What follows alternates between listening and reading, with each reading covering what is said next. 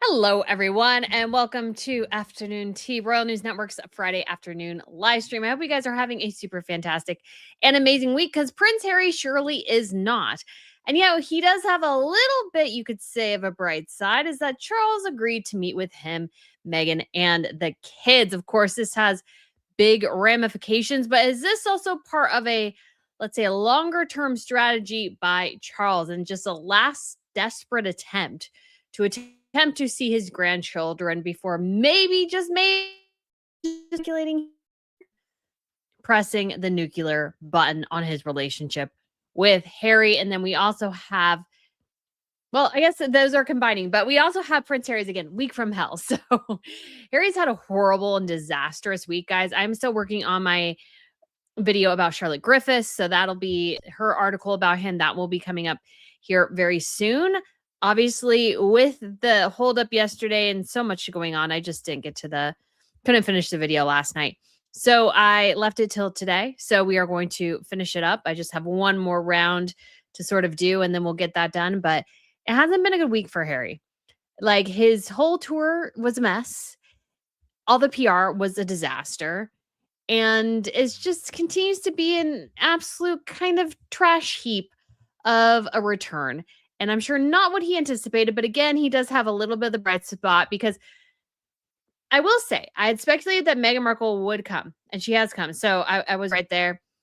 But the one thing I was thinking is that she would show up in person. And the only reason, guys, that she has not shown up in person has nothing to do with the fact that she was never going to. It's because everything with Harry now is so incredibly toxic that she does not want to be photographed with her husband.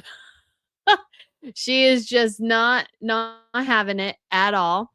And like, as ever, Meghan abandons Harry when he needs her most. She always leaves him to fend for himself. She never ever stands by him. We saw this with Mexit. We saw this with the Sandringham Summit in March after their official leaving. We saw this in, oh gosh, the coronation. Like, so many times when Meghan could and should have been with her husband to support him, she just left him to fend for himself.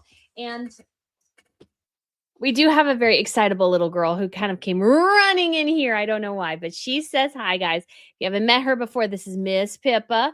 She features quite heavily on our little Instagram account. So yes, you my baby.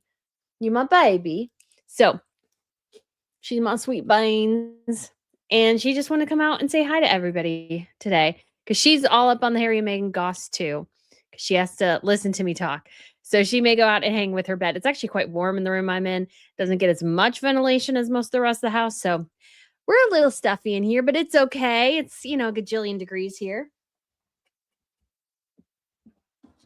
as it's been sort of everywhere. But yes, we will get into all of the stuff. And then William and Catherine, of course, at Polo as well. And just as we get into all this, just as a reminder, these are real people, guys.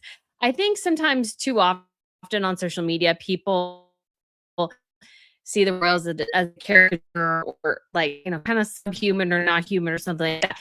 They're very, very human motivations here going on behind the scenes, in addition to obviously the dynastic ones as well. But I will say, first off, before we get into anything,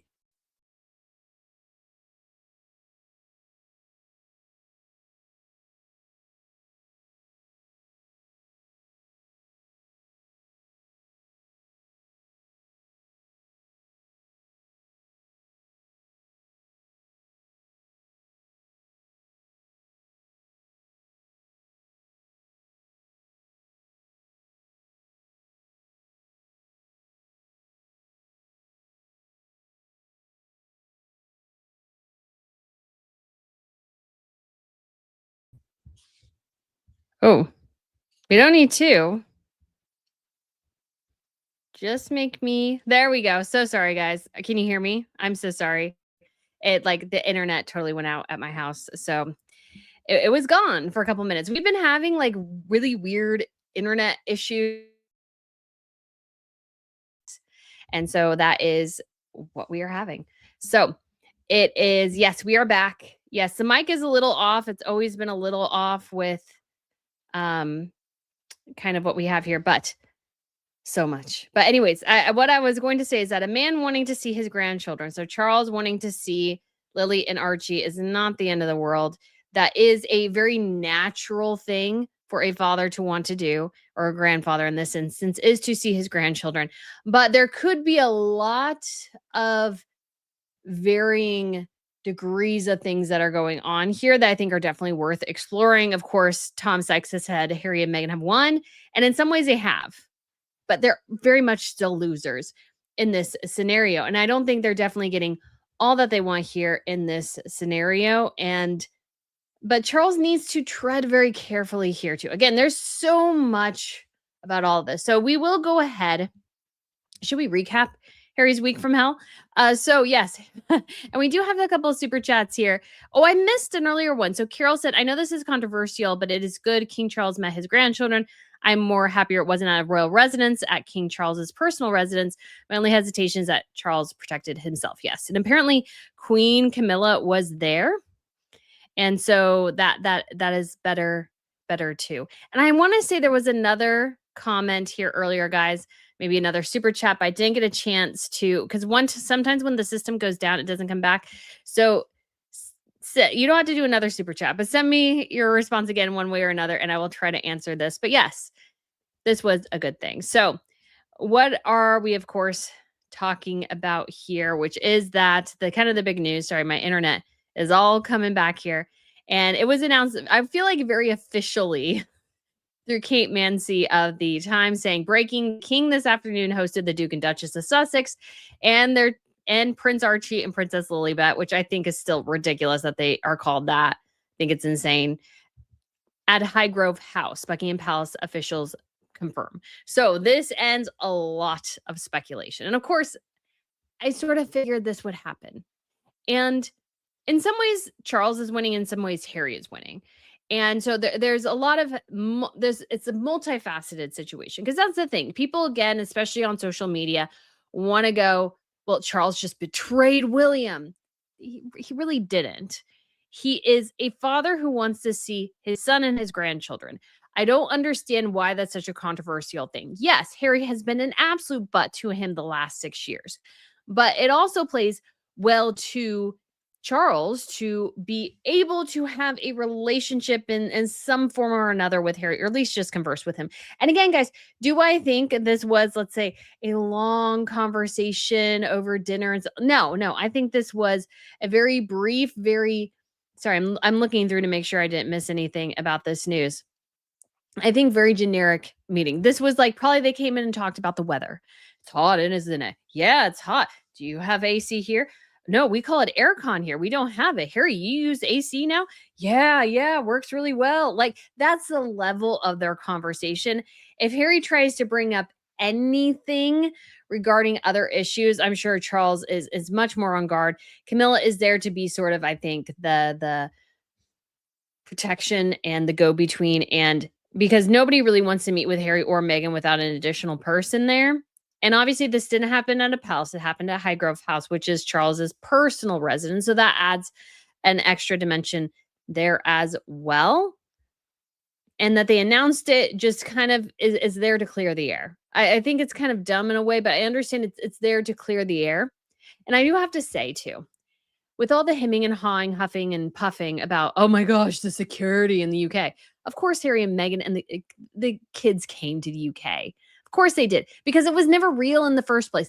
If it's real, then you don't go. So there are definitely trips. Now, I will say, I was offered, because I know people who are from Brazil, I was offered, hey, if you want to go to Brazil for Earthshot, like, we can help you out. And I'm sure there are aspects of the Brazil that are quite safe, but Brazil is a little bit more dicey than some other countries. And so, especially as a single, was like, no, I'm not going to Brazil. And when I was in Belgium recently by the North train station, I was like, you know what? My hotel's kind of close to there, but you know what? This area is a little dicey. So you know what? I think I might stay in a different hotel next time, because I think the southern part of town, if you're from Brussels, let me know if my clicking of this is correct, but it seemed like the southern part of town was a little safer. Like, if you're thinking the main part of town, like main part a little south, like kind of old town, is maybe a smidge safer than getting up north, because north it was kind of dicey. I was by the North train station. So if If you know, please let me know. That would be really, really helpful. But like if it's somewhere dangerous, you make the decision and you're like, no, I'm not going to go. Yes, I'm going to go. We'll say, I knew it was dangerous to walk to get my rental car and walk back from the rental car place in California by LAX. And I did it anyways and almost really lived to regret it. So you can make two stupid decisions as well. So there are places where I don't go because I'm just a little nervous, especially traveling by myself. If I was traveling with other people, like a team, we could all look out for each other. I mean, even Washington D.C. I went to Washington D.C. for an event once, guys, and my team members parked their and locked their car and came into like I think arrange things with the hotel, get like a drink or something, and their stuff was broken into within like them 5 to 10 minutes of them being there. And so I'm thinking as well, oh, I know this about Washington, D.C. So when I go, like when I get to the hotel, I'm not leaving my camera stuff in the car, even as I check in, even if my car's sitting outside in front of the hotel, as I go to check in, I'm bringing my stuff with me just because it is so expensive and it is something, maybe kind of obvious to grab. And so if you are truly concerned about security, then you don't really make compromises. If it's so deadly for your family to go to the UK, why would you make any sort of compromise? And so in a way, Harry making the compromise and the family still coming and everything sort of proves that everything about this quote unquote security was a lie, which we all knew it was. We all knew this was just a made up scenario in their heads. They're all liars. Like, but let's be honest, especially this week has proven in on multiple levels, Prince Harry is a liar. And he's either a liar by omission, a liar by lapse of memory, maybe contributed by drug use, or it just generally doesn't know or just wants to lie. So there are a variety of things that could be going on there, but like the security thing was always a farce. There is absolutely no reason why Harry and the kids couldn't have come to the UK with Meghan multiple times over the years. They didn't come because they didn't want to come. That was the really true reason. So Harry and Meghan going to Charles is somewhat them going on bended knee. Yes, should Charles has hosted them? Again, that's somewhat questionable, and I understand why there are questions.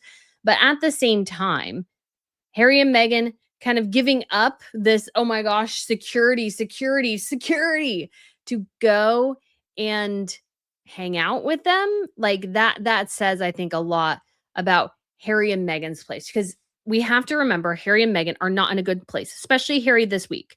Would his family have still come in a way if he didn't have such a catastrophically bad week? I don't know. And again, that goes to the reality of this has nothing to do with security and everything to do with optics. The reason why that Harry and Meghan came to Charles is that they desperately need that, like, kind of that shot of Royal B12. That Royal B12, they just need a shot of that. And so that, that they can go back to Hollywood with the glitz and the glamour and they can try to make all this work. The problem is none of this, like, going and meeting with Charles is great. It helps somewhat, maybe their PR, although I think actually meeting with Prince William would be better, but doesn't fix the problems what they're having, which is crappy products, crappy products, crappy products. So this is productions, this is as ever, this is podcasts. They have all been crappy. And meeting with Charles doesn't change that. And I don't think it's going to change anything in the celebrity world either, because you two made a fool of yourselves for the last 2 weeks over what should be an incredibly innocuous visit. All the briefings and then the take back of the briefings and then the change of the briefings and then the royal family having to go, no, no, no, that's not true. So incredibly ridiculous and stupid and made Harry and Meghan look like the king and queen of stupid. Harry and Meghan are just the king and queen of stupid 150%. They are nincompoops. They are Neanderthals when it comes to all this. They looked poor. But here's the problem with Charles is that the chaos and the circus and the freak show of Harry and Meghan has bled over into the royal family because Charles is not managing the narrative better. So Charles, maybe, I don't know if maybe this is how they should have done it, but as Harry and Meghan started to leak sort of endlessly, it might have been better for the royal family to say, This is the plan. If Harry and Meghan come, there is this residence available to them. They will get until this date to respond. Like, you almost have to lay out, because their problem right now is that Harry and Meghan are driving so much of the narrative. And the royal family hasn't really severed the ties. And so Harry and Meghan drive the narrative. And the chaos bleeds into what the royals are doing and takes away from what the royals are doing, because they haven't done enough, the royal family, then the PR team, to manage the chaos of Harry and Meghan. And you can't control crazy, but what you can do is be the leader. You can be the person that elicits the reaction rather than the one reacting, because the royal family right now is just constantly reacting to what Harry and Meghan are doing rather than saying, no, this is it. And it's almost like they do have to change their PR strategy, which is to keep everything in house. That's Harry, like that's a palace's PR strategy. But Harry and Meghan do everything publicly.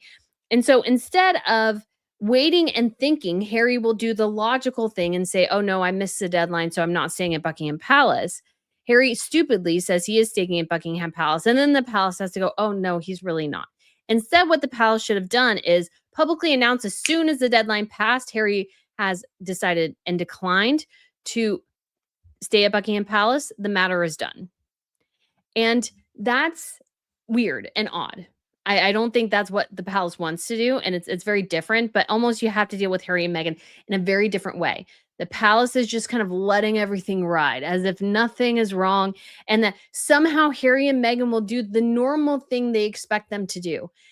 But they don't. You almost have to hire an aggressive American PR team to deal with the aggressive, lying kind of crapshoot that is a Harry and Meghan PR team. Liam Maguire, he led a campaign against Charlotte Griffiths. Again, they lied about having the mail capture them having a meeting with Tobin and Andre.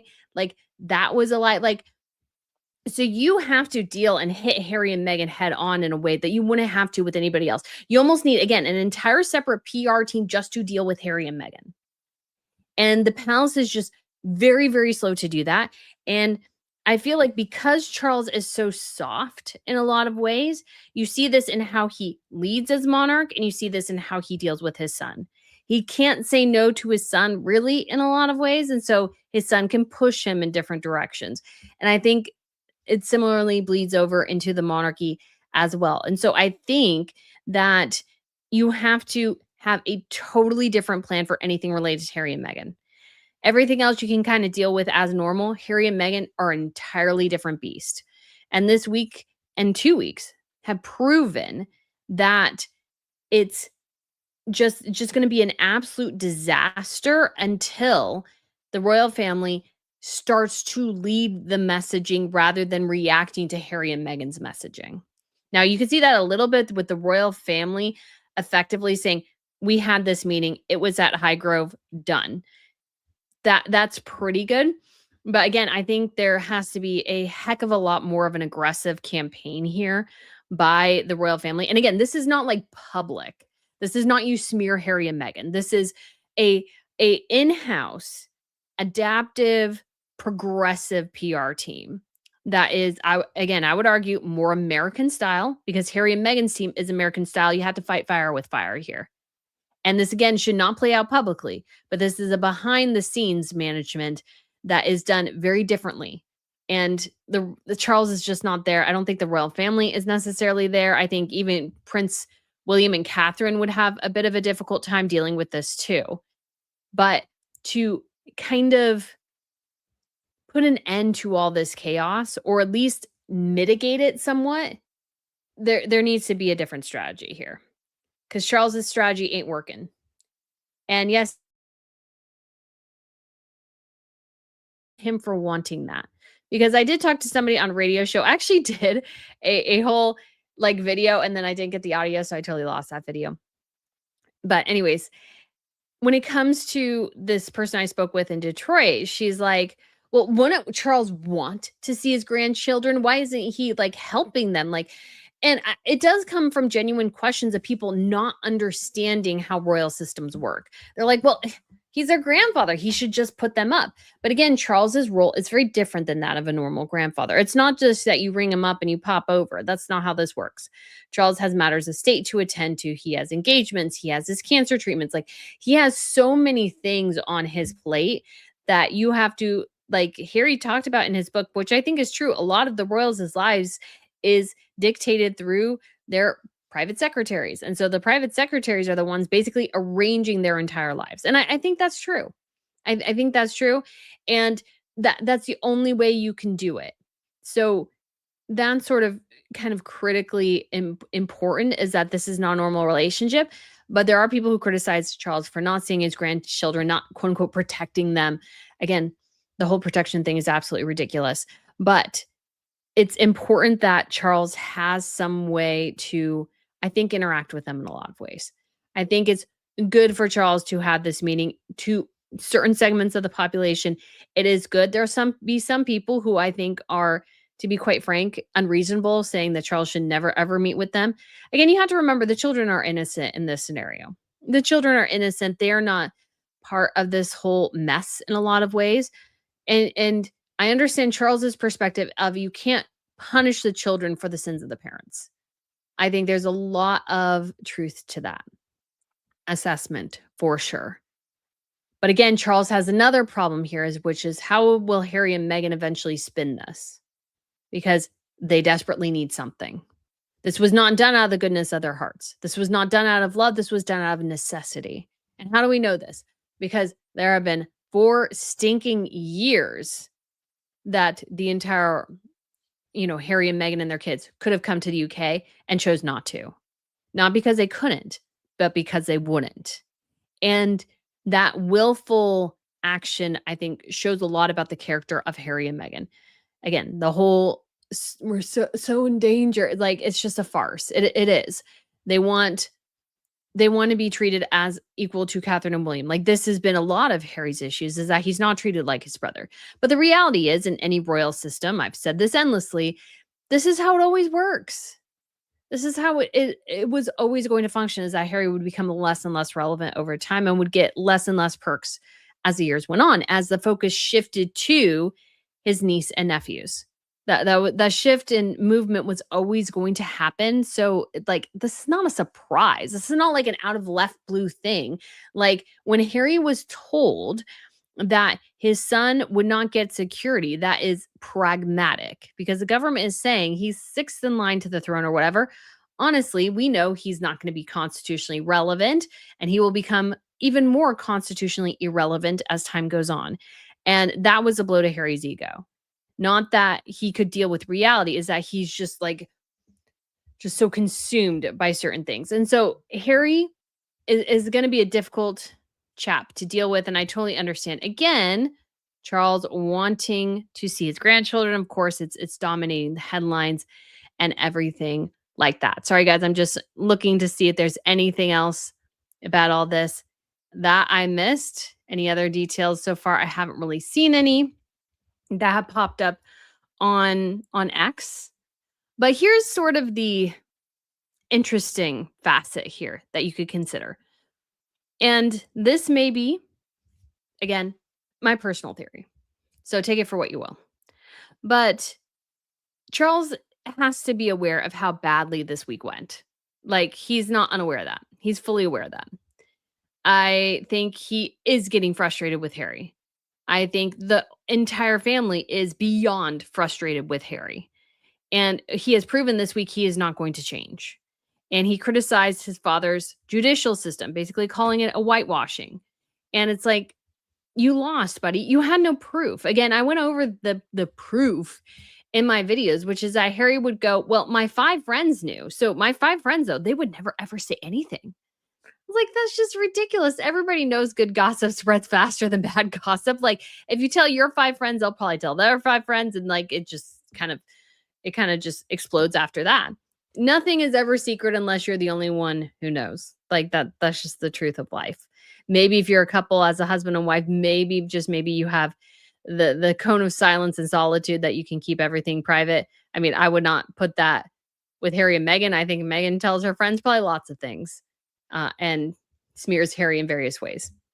But here's my theory. Now, again, this is just my theory. I have no real proof of this.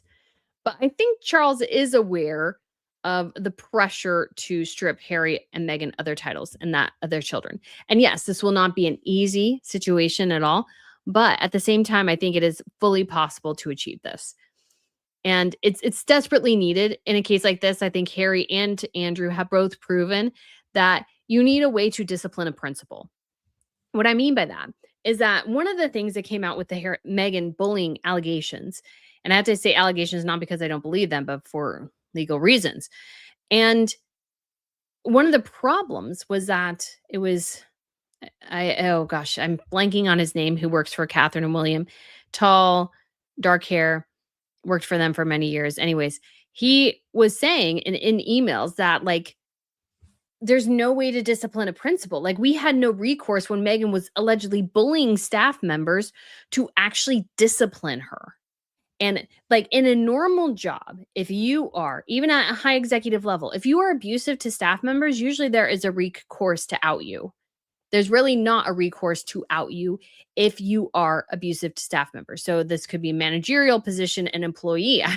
I enjoy watching some of those body cam videos. If you've ever watched those, oh my gosh, they are fascinating. But one of them was this woman, and she was at a like a 7-Eleven or something, and the guy was like working with her, and he was like like technically I think like an assistant manager or something from a different store, and he's like, I can't work with her. She's not listening. She's berating customers. I've asked her to leave. She won't leave. And so the cops were called. And then she kept doing different things and she wouldn't leave. And then like the manager as well told her normal manager, oh, Jason Knaft. Yes, thank you. That is the gentleman. And like we told the other manager and they were also like, well, she can leave. And I think they were probably going to fire her, but then she's like, well, I didn't do anything wrong. And like kicking and screaming. And she ends up being dragged out of the store and arrested and screaming like a toddler when she was kicked out. Now, I can't quite remember where I was going with that story, but the whole point was that there was a recourse to say, you can't behave this way. This is a job. And your punishment was to leave and perhaps be fired. You escalated that into something entirely different. But there's no way to discipline principals. And one of, I think, the biggest things that the royal family could add that would be helpful is that if you are a royal and you step out of line, whatever that code of conduct is, there should be a code of conduct. If you step out of that line or if you leave the family for whatever reason, everything else goes with it. That way, because Harry and Meghan have, there seems to be no way for the royal family to do anything, or they just haven't done anything. And so Harry and Meghan are arrogant. They are, I think abusing their titles, abusing their positions. And so because the royal family just sits on their hands and tries not to do anything, or at least Charles in this instance. I think William will be a different beast, but I think this needs to be done under Charles. And I think this is a good recourse to have to show, especially the public, that if this, that they have learned the lessons from Andrew. Because I think one of the things that's kind of been a chip on the royal family's shoulder is that they haven't really explained how they're going to prevent another Andrew. Like they're punishing Andrew, sure, but what about the system itself that allowed Andrew to exist and continue on and everything like that? Like, how are you going to address the Andrew problem? And the royal family hasn't figured out how to do that yet. And I think one of the key things is setting up a code of conduct and letting the public know, hey, we have figured out how to strip Andrew, Harry, and Meghan, everybody who steps out of line, who leaves the royal family, of their titles. Probably the York girls are going to be wrapped up in this too. And so to be a royal is a privilege. It's not just a right anymore. It's a privilege. And it's a privilege that if you lose that, that is going to be on you. And we are going to take steps to quote unquote punish/discipline you for untowards behaviors. Now, there should be like metrics to prevent abuse of this system. But I mean, hopefully this would rarely ever be enacted. But I think the last 10 years have proven that the British desperately need a system like this. Because Meghan Markle never had any good intentions, I think, entering the royal family. She never did. She never cared about it. She never wanted to help. She just wanted the title and the money, and that was it. and Harry's dim, and he was easily led. Everybody else saw through her. Even today, when Charles is meeting with Camilla, I'm sure Camilla and then Meghan and Harry and everybody, like, I'm sure Charles was thrilled, but also incredibly cautious and like nervous about what would happen with this with Harry and Meghan, because it's so difficult and so like challenging in so many things. And so there has to be a way to enact and show that if you step out of line, you can't just do that arrogantly and think you can do whatever you want. There will be consequences. So, why I mention all this is that Charles' meeting with Harry today will potentially, could be the last time he ever meets with Harry. And what I mean by that is that if Charles has seen all this mess and he's a little bit more, let's say, amenable to change, this could be an opportunity for Charles to maybe meet his children or grandchildren, I should say, one final time before maybe, just maybe, Charles hits the nuclear option and decides that, you know what? I am okay now with stripping Harry and Meghan of their titles. I got to see the kids. I hope to see them again, but we can't deal with this anymore. And so he got what he wanted, which was a meeting. And then maybe he can die with some peace if that the worst should happen, if he decides to press the nuclear option, which I think is desperately needed. Desperately need to press it. I think Harry has proven this week how much of a loose cannon, rogue royal, just kind of a nasty fellow he is. And I think this is well beyond needing to be done. This is a must. And if Charles, again, this is probably not the case, but I would think if I was Charles, I was smart. I would be smart and go, well, yeah, let me see the kids, and we'll spend some time together. Oh, isn't this great, son? And then in a couple weeks, maybe a couple months, maybe a year, maybe this takes time. Maybe Charles needs more evidence, but at least he's seen the kids at least once, right? Seen them older.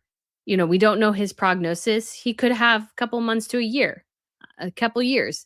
Maybe it's decades or more. I don't know, but maybe it's just a couple of years. He got this one last thing to do. He got to meet with his grandchildren. And then when the timing is right, when he felt like all other options have been exhausted, he has met with them. So that nuclear option that he can press, and William, I'm sure, is pushing him to press, he finally does. And I think people everywhere would cheer. I think everybody would cheer and go, yes, finally. Get rid of this strain on the system here that is Harry and Meghan, because it's just desperately needed. Harry and Meghan offer nothing. I mean, they're two talentless fools in so many ways. Meghan could give a decent speech, but that is about the extent of her talent and intellect. Somebody else's written words. I don't think she has much to offer in any form or another. Harry might have thought he was marrying a really smart person, but he's really dumb. So he must have thought she was really smart, and she's not really all that smart. Because again, there are 1,000 ways for Meghan to have played her hand 150 gazillion times better than she has. This woman has squandered the opportunity of a lifetime because she couldn't figure out how the heck to do it. It didn't realize that she wasn't talented enough to be in Hollywood in the first place, which is why she failed the first round. Royal title, maybe you got a bunch of money out of it, but it doesn't change that. But of course, the other risk here is that Harry and Meghan will utilize this meeting to write more books, TV shows, of course, because the other big speculation this weekend is that Harry and Meghan are going to Althorp, which is Princess Diana's childhood home, and that they will be visiting Diana's grave. Because, Diana to Harry and the fam there is the saint. And that's part of the problem with Harry and Meghan, is that they or at least Harry in particular, is that he sanctifies his mother. She was a deeply complex woman. She was both great and had deep flaws as well. I think William, again, was mature enough to see her flaws in addition to her wonderful attributes. And William chose, I would argue, a spouse completely and utterly different than his mother because of what he saw in his mother. He didn't want to repeat bad patterns, whereas Harry is exactly repeating bad patterns. I think it was really, really apt. Somebody pulled in in a comparison. Like Harry is basically like the paranoia that is fueled, I think, by his security team, lawyers, his wife, and everything like that. Is much like Martin Bashir fueling Diana's paranoia as well, which ended disastrously. William, I don't think would ever be drawn into that because he's number one, he's smarter. I hate to say that, guys, and I'm not saying that to be mean, but I think actually Harry's lack of intellect factors in here quite heavily. And sorry, I lost my train of thought. But when it comes to factored in quite heavily. But anyways, Harry, because of his sanctification, he puts so much more intent and pressure and desire on the fantasy Spencer relationship that he has with that side. So apparently, reportedly, there's going to be some sort of like Spencer reunion this weekend. And number one, I'm like, who is attending? Because the Earl Spencer doesn't talk really to any of his kids anymore. Like they've all abandoned him. Like the girls, he wasn't at any of their weddings.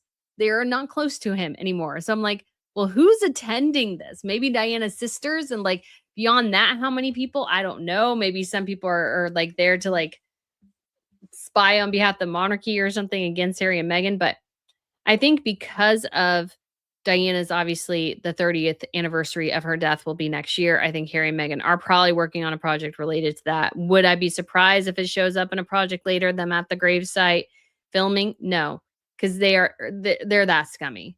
They're scum of the earth. I mean, these are two people who hired a Vogue photographer to walk among the gravestones of veterans. Like these people have no soul in a way. That's not quite true, but like it's just. I mean, that is still that photo shoot was so disgusting. Wandering through and stepping on the graves of American veterans so you could find the 3 British ones and have a Vogue photographer picture you looking solemn. Like that was disgusting, like beyond abhorrent by Harry and Meghan. And so would they be willing to utilize the death of his mother to make money for themselves? Of course they would. They have no problem exploiting anybody to make money because they desperately need money. They don't have enough of it. Meghan again stupidly thought that just because she had a royal title now that somehow she'll make millions of dollars or billions of dollars instead of the piddly money she made running the TIG and on Suits. Well, she did make that level of money for a hot second, but then people are like, oh, you know what? You kind of suck at this. Even your documentary, which was still huge, was a crappy documentary. It wasn't a good documentary. You had to use stock images and stock video of other things to try and prove your point that you were stalked and harassed because you didn't have anything for yourself. So I think there is lots and lots going on here. But Harry and Meghan meeting with Charles, again, both good and bad dynastically, good and bad personally. And then you do have Prince William, who was out with Catherine today. We should pull up because they were doing a polo shoot here. Not a polo shoot. I'm looking at the picture and I'm thinking of taking a picture and I'm like, but I do love Catherine. She has kind of a big gingham pattern dress on here. And so Prince William did some polo. Did he meet with Harry? Of course not. Because again, Harry's not bright enough, I think, to figure that at some point, William will be running the show here. It won't be Harry anymore. It won't be Charles anymore. And I think William's going to be a little bit more ruthless than Charles is. And William has his own family to protect. And I think he wants to. And so we'll see. But yeah, Catherine and William looked absolutely fantastic. And so what do you think of, obviously, Catherine Williams' thoughts here? Again, I think William understands that Charles wants to see his son. William understands that Charles wants to see his son. I don't think here's the thing though. If Charles was pushing William to reestablish his relationship with Harry, I think that would be a totally different thing. So I think it's actually quite smart for Charles to say, I want this, but I understand you don't. And that is mature. William doesn't want a relationship with Harry. He hasn't talked to him since their grandmother's death. I don't think William may never talk to Harry again. And I think Harry in many ways deserves that. I think 100% Harry deserves that in a lot of ways. So that might be what William's decision is. William has obviously his wife to think about. He has her cancer struggles to think about. So in so many ways, William has a lot on his plate when it comes to his wife and his family. So he understands, as I think a father to a father, understanding the desire to see the kids and the grandkids. Like I think William understands that. But William's also hardlines like, no, there's no movement in my relationship with Harry. There will never be movement in my relationship with Harry ever again. Like that's done. And Charles just has to accept that. I mean, Charles, I guess, made, the pledge according to Harry that he didn't want his sons to make his last days a misery. But that was Harry's choice. It wasn't William's choice. They have been as close after marrying. I mean, maybe a little bit, maybe not. I mean, they may have gotten closer as their kids hung out and became friendly and stuff like that. But William has basically kind of adopted the Middletons as his family. Like, they're basically his family now. And obviously, he married his wife and everything, and he's still close to members of his own family. But I honestly think because Charles hasn't been firmer on Harry, that William and Charles's relationship has cooled from what it was for a bit there. I think they were kind of close during COVID and immediately after the Queen's death. I think since then their relationship has kind of cooled and fractured a bit under the stress of Harry, I think. Under the stress of Harry, William has different thoughts on the monarchy. Charles wants things done a certain way. William wants to do things his way. And so I think there are a lot of competing factors between the two men that are driving them apart. And Harry is one of them, of course. But I understand. I mean, it is smart, again, of Charles to go, I want this relationship. You don't have to. And so it's just, this is going to be challenging. And I think William wants to be harsher with Harry. And of course, Charles is holding him back. And Charles is, again, we all understand his desire to have a relationship with his son, to see his grandkids. Like, we all understand that intellectually. But I just don't know if dynastically Charles has really done all the considerations that he should have. I just don't think he has. I just don't think he has. I think he's thinking too much with his heart and not enough with his head. And I think in the Bible it does say that, like, the heart is deceitful above all things, or wicked above all things. Like, there is an argument to say that your emotions are a good thing, of course, not saying that they're not. But at the same time, they can also lead you to make foolish decisions because you're thinking with your heart and not your head. And yes, you need to think with your heart, but I would imagine more people, like people who are married, like, maybe it's because I think with my head a lot. I'm, on Myers-Briggs, I'm on the thinking spectrum rather than the feeling spectrum, which is a little unusual. Most women are on the feeling spectrum, not the thinking spectrum. So Myers-Briggs, there's you can be extrovert or introverted, you can be perceiving or sensing, you can be thinking or feeling, and then there's another one, like I think it's judgment versus something, I can't remember. Anyways, so I think in that particular instance, Charles is maybe perhaps more on the feeling spectrum. And so he's doing some of this based on feelings. And feelings are great. Feelings are good. But this is a head issue. This is not a heart issue. This is a head issue. Because this is not just about your relationship with your son. There's a bigger dynastic picture here that Charles is, I think, putting subservient to his relationship with his son. And the problem is, if Harry was 13 and going through an extremely hard time, I would say, yeah, like, put your son first. Like, you need to do that. You need to do that and be the father. But in this particular situation, Harry's a grown man and he's made some unbelievably stupid decisions over the last several years. And so, like, there's no way, I think, in some ways, for Charles to kind of try to, like, shift and protect that or whatever, because Harry's the one who's made it all a mess. It's been Harry. It hasn't been anybody else. It's been Harry. And so to sort of try and, I think, try to smooth that over, it's like, you know what? Like I said, you can't reason with crazy. And Harry and Meghan are on the crazy spectrum now, and there's no dealing with that. There's no managing that. There is no, I think, fixing that problem. And so Charles trying to find a middle ground here, like, he will never get what he wants out of his relationship with Harry and Meghan, because Harry and Meghan won't let him get get that out of them. Like, it's just frustrating in a way, because, like, I understand there are so many sides and facets to this. Again, this is why you can't just judge everything like by the social media standards some people want to. Oh my gosh, it was horrible and terrible. How dare Charles meet with his grandkids? Like, we all understand he wants to meet with his grandkids. Like, that's not the issue. But how do we, as, or how does he manage all these dynastic implications, those sorts of things? And I just don't think Charles is there. I just don't think Charles is thinking in that way. I think he's thinking other ways. And I just don't think they're particularly helpful. I hate to say.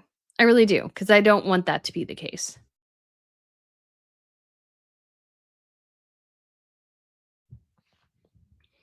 So Margaret says, "Are you a parent? King Charles and Prince William have much respect for each other. They are both honorable men with great integrity. That don't mean they fight. That don't mean that they don't fight. Every father and son has tensions. I think in royal families, even more so in some ways, because you're almost there. And because I think the British haven't adopted the system of the other royal families, which is basically that in like Belgium, it's been basically confirmed that they're going to adopt an abdication system, kind of like their cousins in the Netherlands and Luxembourg. King Philip is going to abdicate. He's going to abdicate for Princess Elizabeth someday. And so in a way you can think like that puts, I think, less of a pressure, because I think part of Charles's issue, because this is an issue, guys, that comes back to the Queen living a long and glorious life, which was amazing, but has caused unforeseen problems. The unforeseen problems in this particular instance is that because of her long life, I think Charles feels even more of a pressure to exert himself as king. And especially you add the cancer on top of that, I think he feels an additional something that King Philip, King Philippe, King Frederick, King Carl Gustaf, like the other royals just don't feel in the same way, because Charles is like, I have this limited window and I got to make all these changes that I want to. I got to lead, I got to make an impact, and I got to do all these things. And so because I think Charles puts an immense amount of pressure around himself because of his weird and unique position, I think he actually does see William more as a threat, to be honest.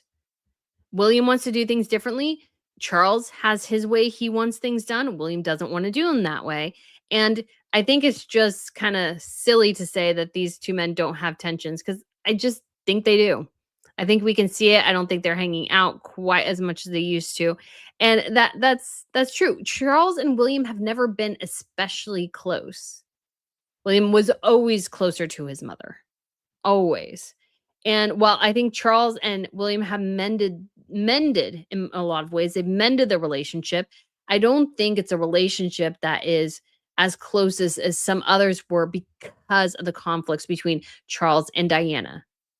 That will always kind of put a red mark on whatever relationship they have, if I'm using the analogy there correctly. I think they will always have a bit of a tough time in their relationship because of how the marriage between Charles and Diana went. And so this is just one of those situations here where they're close, but they're not as close as they could be. And I understand why. I understand why. So, anyways, guys, we will probably move on here, but I just do have to say, love Catherine's dress here. It is Temperley London, and it's like, I feel like I can. Well, actually, I have a gingham dress that's from Calvin Klein. It's a smaller gingham. It has a smaller check pattern, but I really do like that. I think that's pretty awesome. So, again, good to see them. Glad Catherine was able to attend this year. She was sitting down for part of it, so you can't help but wonder if some things are just a bit more challenging. But I did also see somebody as well. I think this is important to mention. Sorry, I'm just again double checking to make sure I'm not missing anything, because there's a lot of, obviously, guys, there's been a ton of stories today, lots of things going on. But somebody questioned whether or not, like without a picture, Meghan was in the UK. It was an official announcement from Buckingham Palace that Harry, Meghan, and the kids met with Charles and Camilla. It was an official press release. So that just needs to be so incredibly clear. That needs to be really clear. So because people just, again, they create these conspiracies about things.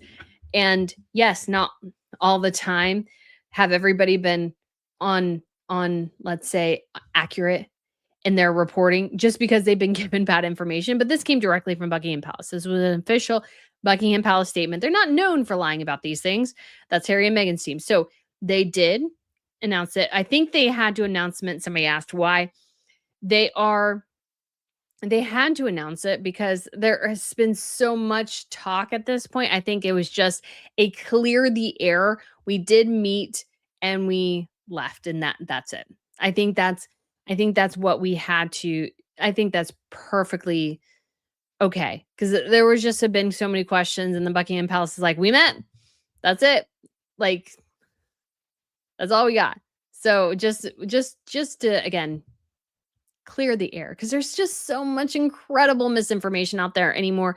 A lot of people peddling conspiracy theories. And obviously, I speculate, but I speculate based on information, based on like general human behavior. And so I do it in that way. And it's generally like my suppositions generally aren't wrong. They're usually not off the mark too much. So that's what I would say in that, because there's other people who claim with certainty they know things. I always guys tell you it's speculation. There's a bigger there's so many people who tell you things with absolute authority that they're lying about. So just again, something to keep in mind. Just to keep in mind. So we do have some super chats here. We got Steven, who's been a member for 18 months. Thank you so much, Steven. Did Harry bring some white pills to check Camilla?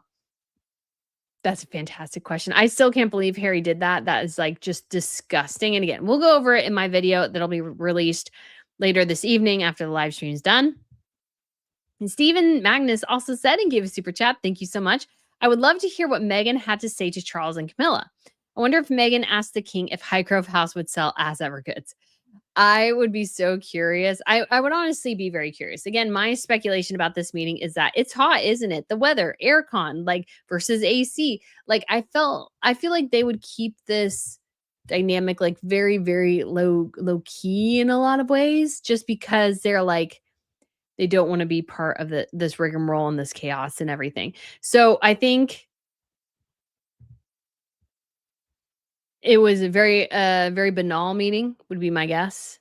I would imagine maybe if Harry asked something, Charles deflected, or if Harry was smart, he didn't say anything at all about security and all these sorts of things and the case. And I mean, what landmine do you not have between Harry and anybody else on the face of the planet right now?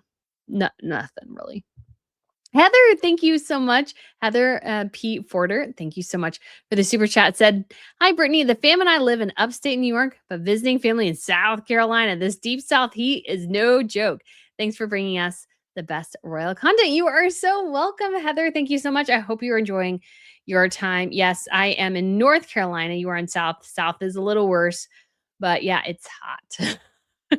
I walked out today with Miss Pippa in my leggings, and I tend to, when I'm around the house, because with AC, if you're in Europe, if you don't know, AC makes because it makes your house cold. It's very strange because in your house you want to wear something long and long sleeves because you're cold, and you walk outside and it's gazillion degrees and you're sweating buckets. And so I walked out this morning, and I walked up very early because poor Miss Pippa, you guys probably don't care, but poor Miss Pippa, she really had to go number 2 at 6 o'clock this morning, which is always fun. And so I took her out. She did her business. We came back in. We kind of, laid around in bed for a little while longer. And then I took her out probably 9, 10 o'clock, something like that again. And I walked outside and I was like, I put my leggings on, my button up long sleeve. I rolled up the sleeves and I walked out there. I was like, oh my gosh, no, because I planned that day too. Planned today, and I ran a series of errands. So I was running around town doing different things. And so I needed a better outfit, a dress preferably. For me, guys, when it comes to being outside in the heat, dresses. That's all I got to say. All right, Didsvan, thank you so much for the super chat. Says, why do you think it took Charles very quick to make the decision about Buckingham Palace? I feel like his staff doesn't do a great job at protecting him, unlike Queen Elizabeth II. Well, I mean, sometimes you can't protect somebody if they don't if they're not good at protecting you.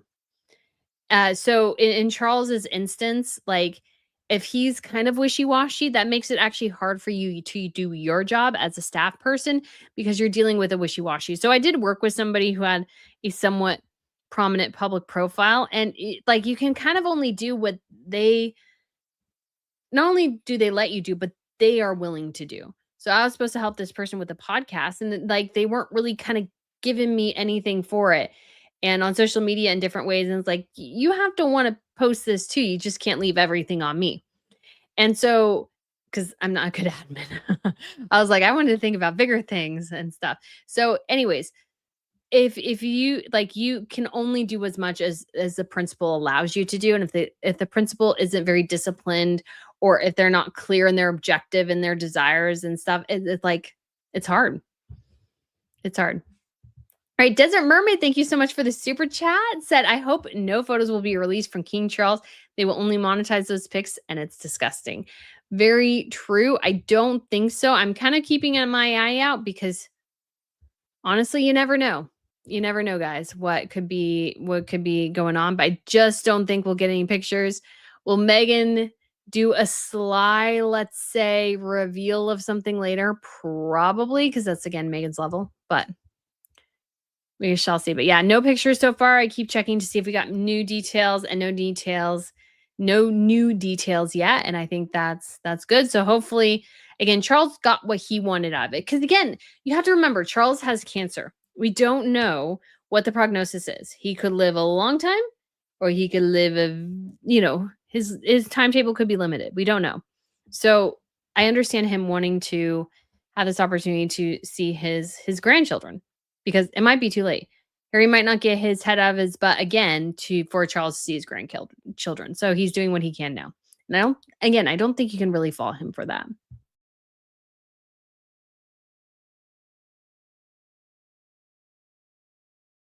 All right. We have Diz fan again, part 1, 2, and 3 for super chats here, totaling $12. Thank you so much. Is it just me? Or are we finally seeing some within the Royal Rota come to defend the royal family side and not the Sussexes? Like the Chris Ships, Cameron Walker is finally coming to the side of Richard Eden, Kay, Matt Wilkinson, or are they just Team Sussex as far as the Daily Mail winning the case? So I think this is kind of a complicated one because even though Chris Ship is definitely diminishing his reputation with some of the things he says, and Cameron Walker with what he says, I don't think it's actually help. Oh, wow, we had power flicker there for a second. With all the heat, we might maybe we'll lose power. I don't know. Anyways, but what I was going to say is I don't think it's actually helpful to frame royal reporters as so much as pro Sussex, anti Sussex, pro Royals, anti Royals, whatever.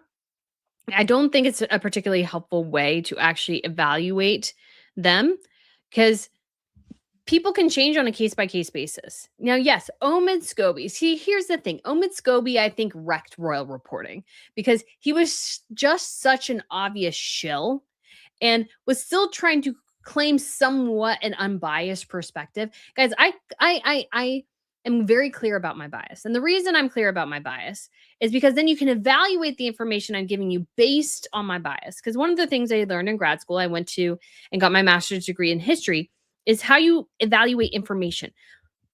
What is the bias of the person writing the piece? If they're, let's say, writing about the Bible and they're not a Christian, like in the academic setting, because there's a lot of those actually, you have to take some of what they say with a grain of salt because they have this, let's say, anti-God perspective and yet writing on the gospel. So they can't quite understand some of the nuances because they reject them outright because they're like, oh, this is fantasy. So they can't, I think, see some of the deeper motivations because they're so anti and so in their spot. And so one of the reasons I am clear about my bias is that you can understand and evaluate what I'm giving you. But I will say, like a reporter like Jack Royston, he was, yes, I think definitely had some pro Sussex pieces, but I think the whole situation in what was it? It's going to come to me. In the Congo kind of changed his perspective. And so he sort of changed his perspective on Harry and Meghan too.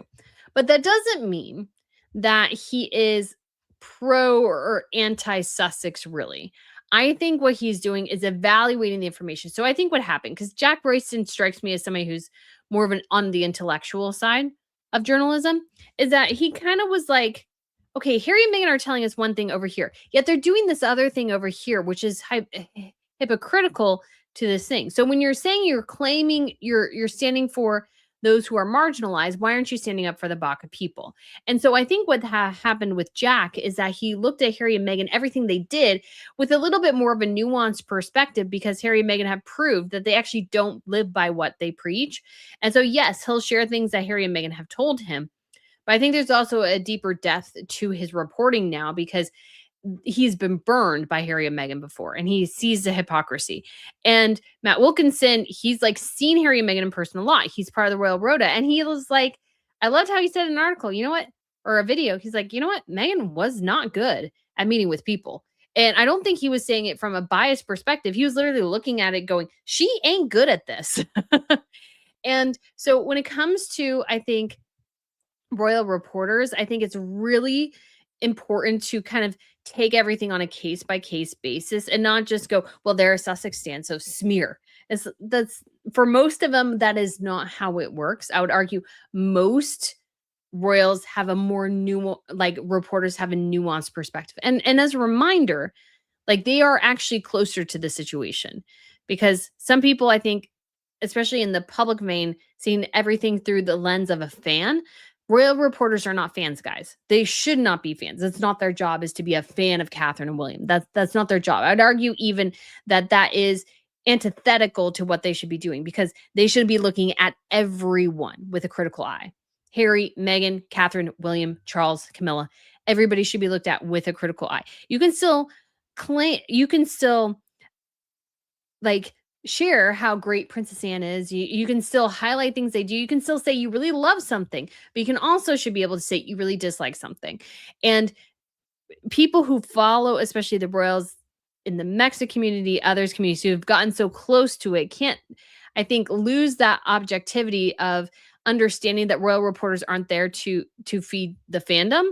They're there to report on the news, and that is different. And so sometimes you will have these nuanced perspectives come out where it's like, I really like this event, but I don't like this event. Like, I think that is healthy for reporters. I think it's not healthy for reporters to have a really strong fan perspective. So I would say, to just get back to Diz fan here, I don't think it's constructive to see the royal, like the reporters, as needing to defend the royal family. That's actually not their job, is to defend them. Their job is to report whatever information comes up that's pertinent. So that's why the Times ran a report criticizing the Duchies of Cornwall and Lancaster, because it's not there to play ball and protect William and Charles. It's not their job.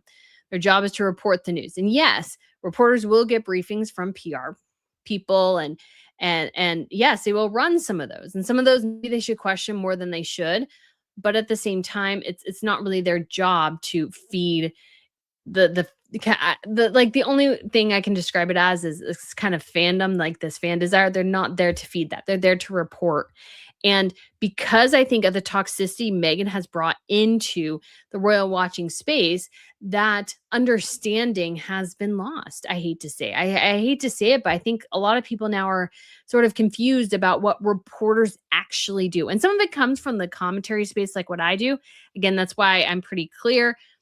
I want the monarchy to continue. I see the historic, cultural, intrinsic value of it in the UK and other countries, but I do also believe that royals aren't perfect and that there's things that you can be critical of. And I think that's important to go over and not hide from. At the same time, I think Harry and Meghan are a massive drain on the royal system, are massively disruptive and massively unhelpful to the future of continuing the monarchies in a way that can function and still provide a benefit to the people. So I will criticize everybody. I'm an equal opportunity critic, and I think most other royal reporters and commentators should be too. If somebody only says positive things about somebody all the time, that's generally not usually a good metric. Or if they say only negative things all the time. So, anyways, that's just sort of my, I would guess, my soapbox a little bit. And so when it comes to like Chris Ship and Cameron Walker, obviously Cameron Walker has no clue what he's talking about. So that like definitely somebody I would not ever put much stock in at all. He's malleable because he's young and he wants to have a beat. And so I think he's more interested though in other things, not really royal news. And then Chris Ship is, yeah, definitely enjoys having his little segue. Maybe he aligns with Harry and Meghan politically. And so you can evaluate his information based on the bias that he has of being, let's say, more soft on Harry and Meghan and kind of more not as let's say argumentative about or not and bringing up like, 'cause he brought up one thing that Dan Wooten mentioned that was like I remember seeing it too and going, "Did you really have to like, William had nothing to do with X, like, William's situation was totally different." So, what I would say anytime you're reading any news is understand the biases, where people are coming from, and read multiple perspectives. Because multiple perspectives often give you a sliver of what is the whole. Now, there's some people that you should just disregard as crazy because there are the crazies out there. Even some people crazy with large platforms that are like been quite successful. There are those kind of outlier fringe, but read a lot of different perspectives. Read books on history and take all that information and evaluate what you're being told based on the information from a series of good sources. The more you read, the more you're able to evaluate, the more you're able to, I think, gauge good information versus bad. So I say that as somebody who's read a lot. And I read a book so long ago now that I want to reread called The Great Survivors about the monarchies that have survived, since World War One and everything. And it's like, I bet you there are things in there in that book that I clock in the back of my mind. And I don't remember exactly where I got it, but it forms some sort of basis in my mind for something because I've read that whole book. And so I'm not somebody who can point out exactly what I read when, although there's a couple like of books that are like there's one piece of information I'm like, "Ooh, that's so good. I just got to remember that." And I do. But the more you read, the more information, the more you know, the better you're able to I think evaluate things, to be quite honest. So I don't think again seeing everything in the lens of pro or anti Sussex or pro monarchy, anti monarchy is always necessarily again the best perspective to look things at. And then as far as the Daily Mail winning the case, I think that definitely well, actually, I would say less that and more Harry and Meghan lying to the press so much. Lying to the press for the last 2 weeks means that everything Harry and Meghan say are going to fall under additional scrutiny by members of the press. And that's 100% going to happen. So I think that's sort of the biggest reaction to the Harry and Meghan case, I would argue. All right. So the Brit NKK says, and Harry and Meghan think it's okay to shun Thomas Markle for his actions, but the BRF isn't allowed to avoid Harry and Meghan for theirs. Take the kids to see Thomas Markle if you really care, just saying. So here's the thing about Thomas Markle. Meghan doesn't care. Like, yes, people care on his behalf and for him, but Meghan Markle doesn't care. So like the argument doesn't even work because Meghan Markle doesn't care about her father anyways. She has proven that over the years. And I hate to say it cynically, but it's true that the reason why Harry and Meghan care a lot more about the British monarchy than they do about her father is that the British monarchy has money. The British monarchy is worth something. Like Thomas Markle to her is just not worth anything. And that's not true. Of course, he's a human being who has intrinsic value and was, I think, a halfway decent father. And although, depending on how his daughter turned out, but some people are just have let's say, are born bad. Meghan Markle strikes me as one of those ones who is like kind of just born a little bad. So and when it comes to Thomas Markle, I just don't think Meghan Markle cares enough to care to do anything about Thomas Markle. It like she kind of like she was guilted when he had part of his leg amputation. She was kind of guilted in reaching out to him. I don't know because he's so far out of her realm. I just don't even think she considers him anymore. Like Meghan strikes me as somebody. And again, this is speculation, but I think we can pretty much see it's true that it's like once she is done with you, you are dead to her. And Jessica Mulroney, I think, falls under that umbrella, and so does Thomas Markle, and I'm sure numerous other friends over the years. It's like, once you're gone, you're dead to her, and she never wants to talk to you again. I mean, she doesn't even have a relationship with any of her Suits casts. The guy she made out with on Suits, who was her like on-screen boyfriend, had to beg on a podcast for Meghan Markle to send him anything from her As Ever collection. Like, you would think after the success of the show that Meghan Markle would decide to attempt to, like, still have a relationship with some of these people, but obviously she never really, again, cared in the first place. So again, just something to consider. All right, and Gretchen became a YouTube member. Wow, thank you so much, Gretchen. I do appreciate it. All right, so let's we'll talk a little bit about this, although I think I have a whole video that comes out that will explain it much more. But when it comes to Harry's week from hell, Harry's had a really, really bad week, like truly awful, like by every measure of every like point. It's been a crappy week for him. So it started off with, of course, him saying he was staying at Buckingham Palace, only for him to get kicked out of Buckingham Palace. You're basically told you missed the deadline and you told us no. So we're sticking to our deadline. Then we have the court case decision where Harry spectacularly lost. We had the Charlotte Griffiths article, which may have not come out if not for the loss, and Harry basically treating Charlotte as dirt. She kind of talks about how, like, he kind of treated her as if she was scum of the earth and that he would never, like, lower himself to being friends with a reporter when that just simply wasn't true. They were friendly. They knew each other. So you have that. You have, I think, all the stuff with the Invictus Games getting derailed and none of the attention being on the Invictus Games. Like, I mean, honestly, again, still, I'm not meaning to be disparaging to the Invictus Games veterans, but I still don't understand why any government is paying for this.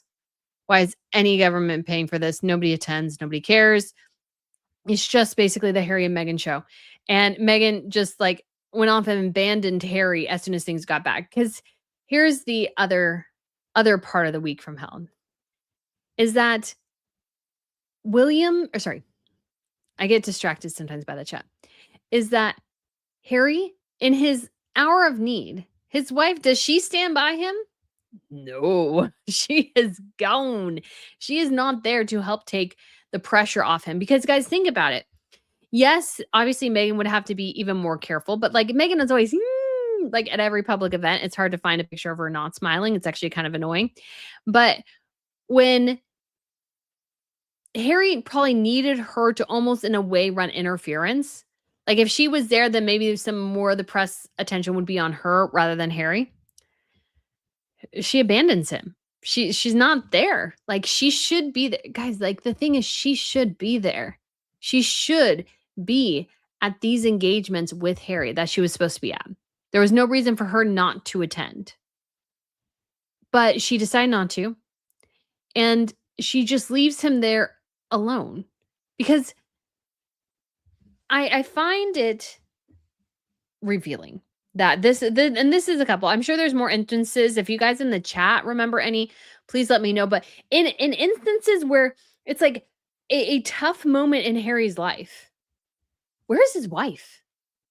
Why is she never there? So, like the first big notice of this is Mexit. So Harry and Meghan fly back to the UK from Canada for like 24 hours. They do this big show, dog and pony show at the Canadian Embassy. And then Meghan flits off home as the news about Mexit is breaking. So she goes off to Canada and leaves Harry there holding the bag of a light doggy doo-doo in the UK. So he can deal with the fallout. And then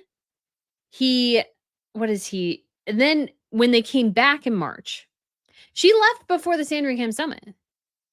Like she went there for a couple of days and then bam, bada bing, bada boom, gone. And I was like, that's a lot of like stress, you know, with like the summit. And yes, they probably didn't totally want her to be there, but like I think if she was there, like she would have been allowed to be there. So it's like she's not there. So like why wouldn't she wanna be part of it? And, like, why did she think she could call him from Canada? Like, she should have been there. It wouldn't have cost her much to be there. And then, of course, you had the coronation where Harry is, put behind a little, feather, Princess Anne's feather, and he's in, like, the very back row and everything, and she's not there because Archie's birthday. Couldn't go because of Archie's birthday. Not that he couldn't have, like, a massive, awesome party in the UK. No, no, no, they're gone. And so it's like, why is she not there? Somebody else said, let's see if I got it here, is, Carol says Spare and Scentabale. So I wouldn't say Scentabale quite as much, but when it came to all the interviews and everything regarding Spare, Harry was all on his own. Meghan didn't do anything. Now, granted, that was probably kind of okay, but at the same time, too, it's like he's taking all the heat here.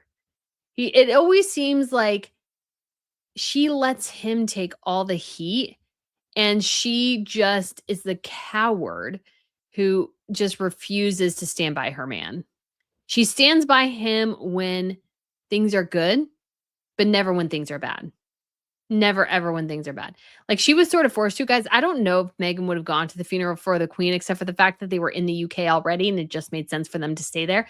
I don't know if she would have stayed there, to be honest. I don't know if she would have. Like, she just doesn't seem to want to be with him unless he's winning or unless it looks good. But this week, Harry looked incredibly bad. It was a week of for health from him. He's looking at millions upon millions of pounds, which is more than dollars, by the way. They make dollars now, and he's going to get charged in pounds. So, like, you got the conversion rate to worry about. So that increases the cost for sure. And so he's there and he's like on his own. He's not hanging around and like there's nobody there. And so it's like she just kind of seems to like just throw him to the wolves and only wants to be there when everything can be smiley and happy and we're filming and all these things. 'Cause she just doesn't really care for him that much. Again, if Meghan had been at the event she was scheduled to be at, a lot of attention would be on her and would take attention away from him. And granted, of course, that would have been bad in the case of Invictus, and I understand, but there's so much pressure on Harry. I kind of love the picture I chose for the thumbnail, the pickleball right in front of his face. That tickled me to death, by the way. I thought that was pretty good. And so, like, she should be there, but she never is. She's never there in, I think, the darkest moments. And that shows you what a fickle and fair weather wife she is. Because I think another wife would have stood by her man. In some cases, maybe not all the time, but yeah, it's not a particularly good look for Meghan. But I just don't think she cares. She only cares when things look good, not when things look bad.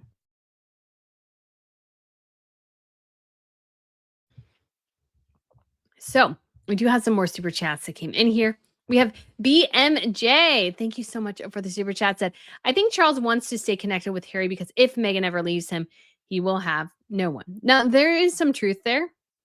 There is definitely some truth. I mean, Harry apparently has the Spencer side of his family, the uncle who's been married 4 times and doesn't speak to his children. Yes.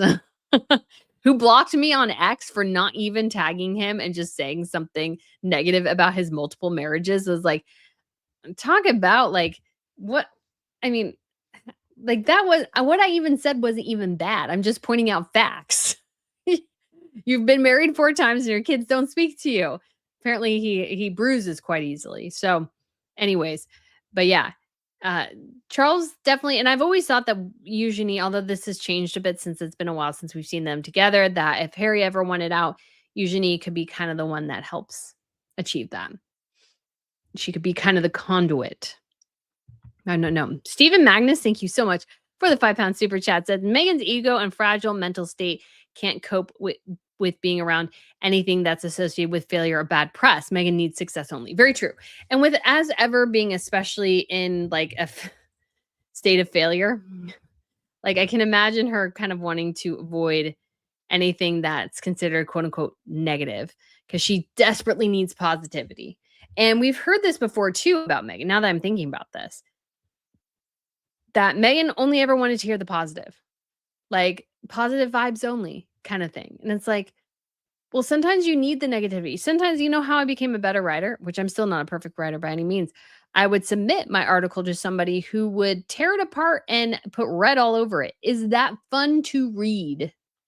No. No, it's not fun to read at all. And so I like it sucks. It sucks. But that's the only way you can get better. And Megan being allergic to, I think, any sort of feedback, negative especially, I think is has damaged their brand immensely. It's damaged their brand immensely. We have Drazin as well, 5,000. Thank you so much for the super chat. Says, but she's told us he loves her so much. She's never said the same about him. It's not hard to read. He just doesn't get it. That's so true. I forgot about that. But yes, she's never said she loves him. Never said it. She says how much he loves her, how important it is that he desperately loves her, but not as much that she loves him. And I don't think she's ever really loved him that much. He was convenient. He was a sucker. He gave her what she wanted, but I don't think love factored into their relationship really all that much. I think that's quite sad. I think that's quite sad.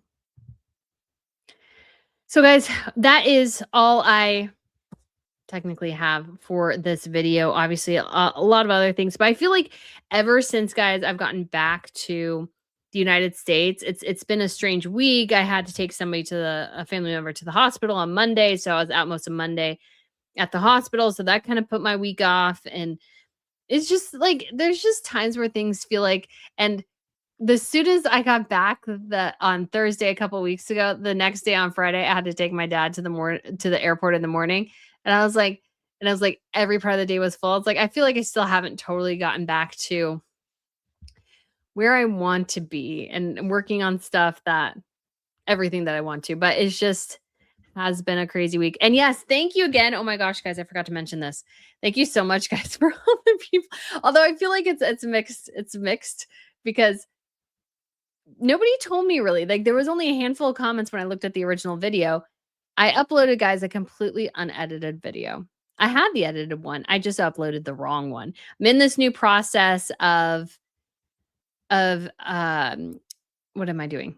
Using an AI software to help me edit some of my videos. It automatically takes out pauses. It does a couple other things. And I think some of that is kind of helpful. And it allows me, and I do have to go through the videos twice. So that's not my favorite because I think maybe it makes things a little longer. But at the same time, it kind of, I think, helps speed up some processes. And you can like edit it out like just words and stuff. So it's kind of cool that way. And you can get like a full transcript. So that's kind of nice. But it obviously with it being a new process, it's not a foolproof process. So I accidentally uploaded the wrong video.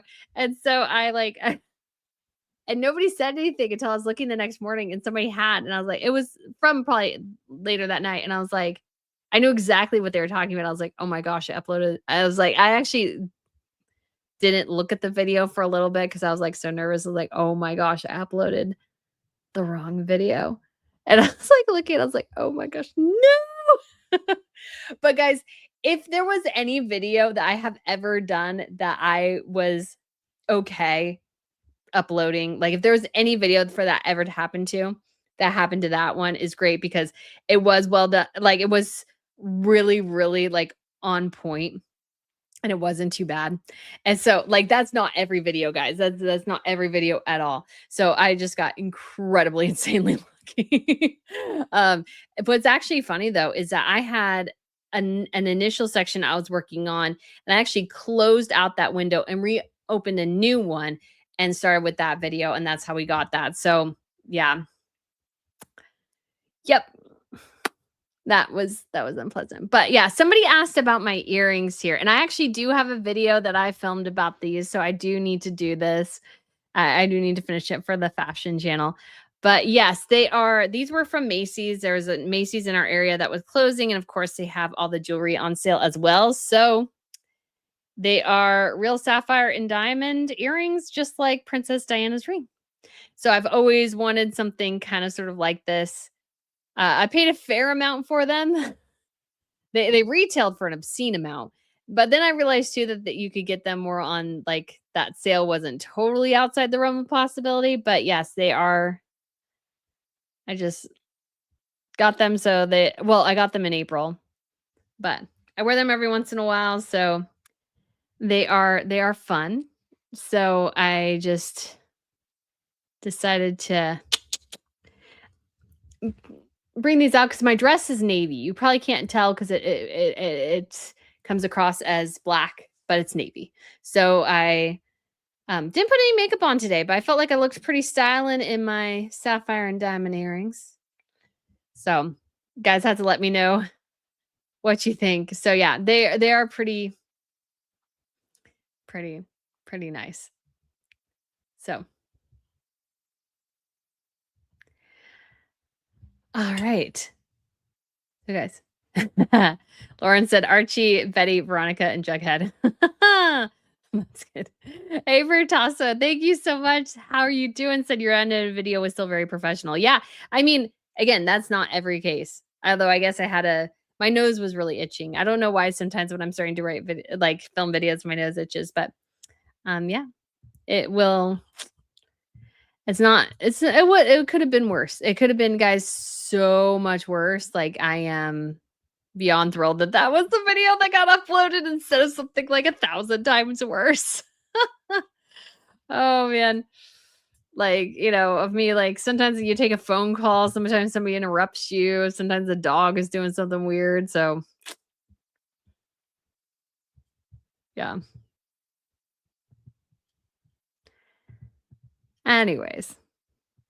Joe Ang says, I have a 15 karat dark blue sapphire and diamond ring that's from the 1930s. Given the size, I turn it into a beautiful necklace because as a ring, there are a few occasions to wear that many carats. Very true. SKWJSW says, I love how God gives us little gifts for the day. He has a reason. He has a reason that unedited video came up. Look for the reason. That always helps me. Why, thank you.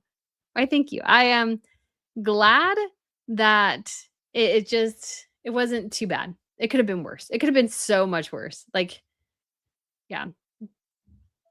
So, anyways, nobody is perfect, but so if Lauren says, I feel like we get that genuine Brittany. No wonder her unedited video didn't seem unprofessional. Well, good, good. I'm glad it didn't. Although I felt unprofessional uploading it. I need to do an additional video. Well, I have a new sponsor today for the video today. And then I will have to make it up to Cozy Earth because that was obviously a huge mistake on my part to not include yeah, my little ad there. I felt so bad. But we have a new sponsor today, guys, and honestly, it'll leave you smelling clean and fresh, or leave you with, yeah, maybe that's a good hint. I'm not sure. But anyways, I am very excited for it because, yeah.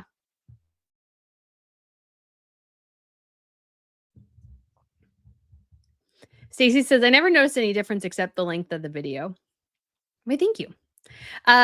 Slick 806 says, movie productions, ads ever, etc. investments into female companies smarter than you. Ah. Yeah, well, it's like Megan got a leg up, but honestly, I don't think what she's invested in is actually all that good. And I don't think it's good to invest just because the company is made by a female. That's not a good investment strategy because invest in something if it's good. Like that's all that matters. Is it good? Doesn't matter who's running it. Whispers of the Crown says, why are people upset? I think it's better they met in private and no chance of Meghan monetizing. Very true. Again, Harry and Meghan will probably try, but yeah. Mish Brannock says, weird since Meghan worked with the ghostwriter of Spare. Yeah. Lauren says, Joe Zhang sounds gorgeous. Yes. Sister Nobody says, it was a great video. Thank you. Thank you. I had a very clear vision, so I think that helped. Gretchen 68 says, the Jughead reference made me think we might need an AI pic of the Harkles like that. Oh, and we do have Christina B-7K says gifted 5 Royal News Network memberships. Why, thank you so much, Christina. That is so kind of you. I'm sure a couple of people will really, really appreciate it. All right. Elaine Mackenzie said Harry never wrote a book. I suspect he struggles with writing his name in crayons. Oh my gosh, guys. If you've never read Spare, I've only looked at bits and pieces. I need to actually read the whole thing. But like it's like all these short sentences. It's written like it's like a preschooler. Like it's hard to tell, but it's like I heard a smash and turned. Pieces lay all over the floor. Archie ran and grabbed a spray bottle. For some reason, he thought spraying water on broken pieces would fix it. Meg said, "No, Archie, no, no, do not spray Gran." I grabbed a dustbin and swept the pieces, all while thinking, "This is weird." Yes, it is weird, Harry. I guess there's something with like the queen on it or something. Oh no, this is a horribly written book though. Oh gosh, it's bad. Shaz's movie productions. Oh my goodness. Yes. Oh my gosh, they're so bad. They're all stuck in development hell. Let's be honest. Bella Dry Geese says, I like how Prince William is 12 miles away and won't see Harry. Speaks louder than words could express. Love it. Yes. And Harry should never forget. Charles might be alive now, but William will be around. William will be in charge before too long. The person in some ways you really need to make inroads with is William for the future. Kat Shank says, idiot investments with zero back. Yeah, I'd be curious if Meghan's made anything because I don't think Sesta Collective is doing all that well. We also have Clever Blends got kicked out of Target. I don't want to say kicked out. That's maybe not necessarily true. But Clever Blends is out of Target. So that's not good. And as ever, I don't think that thing is selling anything. I think that thing is beyond dead. Princess Goose says, of course, Meghan would be the glamorous Veronica. But I don't know, because see, Veronica has a good heart, and I just don't think Meghan does. Maybe a bit more like Cheryl Blossom, the redhead. Lynn Gideon says, if an unedited video is the worst thing to happen today, then it's a great day. Very true. Although I feel like I wasted a lot of time. Lauren Ferguson said, wooden-headed prince. Kat Shank says, I love the way Prince William was playing polo that people actually want to see. Very true. And he raised money. A lot of money for it. Karen R says, will you stop saying that like 15 minutes, like 15 times every sentence, please? We all have our little verbal tics. Dear 500 times, Harry needs money from daddy so he can ask the kids to sweetly ask granddad. Oh, man. Slick says, haters are suffering. Oh my gosh, grow up. Grow the heck up. This kind of comment reminds me of how juvenile all Meghan supporters generally are. SKWJSW says, I didn't see the video, but I'm sure you are its worst critic. Probably people seem to love it, so I was like, I'll just leave it. Lauren Ferguson said, Mirman marigolds and the word like. She hates that. Kat Shank says, Meghan Markle has a twisted idea. Investments should have a return. Very true. Gretchen68 says, Prince William basically showed up Prince Harry today. He got it with 1.5 million raised for charity and went home with his beautiful wife. I think Prince William will have a better weekend than the other one. Probably so. Kat Shanks says, thanks. Lauren says, my gift membership was from Lizzie. SKWJSW says, Brittany, how do the gifts work? Membership gifts. You have to go in somewhere and click that you're open to receiving a membership gift. That's how I just don't quite, haven't tried it myself. Kat Ching says, I couldn't get past chapter 3 of Spare. Boring. I need to read it. Oh my gosh. And I don't think I ever posted my Virginia Giuffre review for the members. I need to do that. I read her book. Colleen Rose says, never read it. No plans to. I wouldn't recommend it. If you're going to get it, get it from a used bookstore or a library. Princess Goose says, if you want to invest in female brand, you need to comb through many companies to find the shining diamond. Brittany's right. You can't just select based on race, sex, race, creed, color alone. Exactly. There's so much vetting that is done within the investment process. And I just doubt Meghan did that vetting. I would doubt she did really that vetting. So Lynn Gideon said, Harry never read a book, much less wrote one. There's some truth there. Whispers of the Crown says, click the $sign and you get the option. Princess Goose says, what? Linwin says, lovely earrings. Why, thank you. Elaine says Harry was given crowns to write his book. He ate the crowns. Oh my gosh, guys. Speaking of crowns, if you've never seen the Windsor satire, it's called The Windsors. It's a satire show, and it shows Harry like drawing airplanes with crowns. Sister, nobody says laughing my ass off. That book is preschool level. Yeah, it really is quite like jarring. And I don't like mean and there's so much of it like that's just choppy that feels like to me like stream of consciousness. And maybe like that was just like the ghostwriter's attempt to kind of make semblance of what Harry was saying. I don't know. It's just not my favorite. Lauren said smoking weed and eating crowns and paste. Yeah, smoking weed is bad for you. Like people don't want to say that anymore, but smoking weed is bad for you. It messes with your brain. Princess Goose says, I bet Prince William is more upset with how his brother treated his father, wife, and children. Very true. Lincoln says, William will drop the hammer on the Sussexes before he's formally coronated. I think so. Really do think so. Whispers of the Crown says, I think Harry knows William will never forgive him. Probably. Lady Saucy Ming says that private visit and announcement of it made the room smaller for spinning. That happened. Yeah. I think, again, it was necessary to do. I think it's just to clear the air, just be absolutely clear. Yes, Charles met with them. It was at High Grove, like, end of story, I think. It's pretty good. Willy Wonka, 1854 says, I love this show. Thank you for all your work and passion you put into this YouTube. Why, thank you. Thank you. And more coming. So I'm working on something. I'll let the members in on it a little bit more as I try to kind of formulate my thoughts around it. But hopefully more fun, long form content coming. Hopefully. Maybe something that comes out every Saturday that I can, let's say, not plan, but like that is probably more history based, to be honest.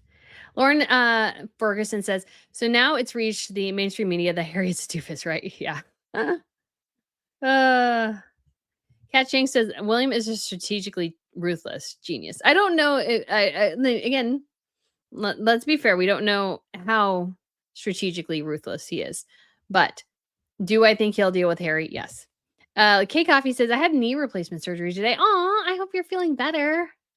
I'm so sorry you had to go through that. That really sucks. So Bella Draghi says, now that Harry has his team has lost 97 out of 97 in court, now journalists can release what they have been sitting on. I mean, we may see more of that, to be honest. But honestly, guys, in some ways, yes, the court case will increase that. But honestly, it's Harry lying to them. Lying to the press. And like, it's, giving them exclusives only to walk it back and like all this toing and froing. The last thing you want to do is tick off the press. That's just the last thing you want to do. And Harry did it a lot in the last couple of weeks.